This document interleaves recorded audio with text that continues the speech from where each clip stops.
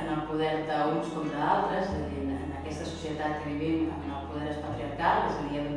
l'hegemonia és una hegemonia masculina, és en aquesta societat patriarcal, amb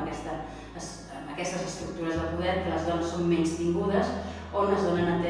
porten a terme una sèrie d'abusos que poden ser en l'àmbit de la família, en l'àmbit de la parella, en l'àmbit laboral, en l'àmbit social, pot ser en l'àmbit físic, en l'àmbit psicològic, pot ser tota una sèrie d'abusos que es porten a terme aprofitant precisament aquest exercici del poder d'uns contra els altres. Des de la Fundació SURT entenem que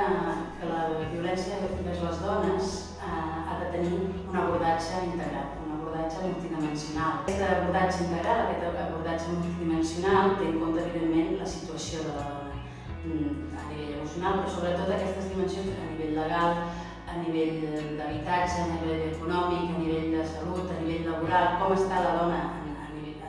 tots els nivells de cara a poder treballar amb ella, de cara a poder portar a terme un procés que realment pugui ser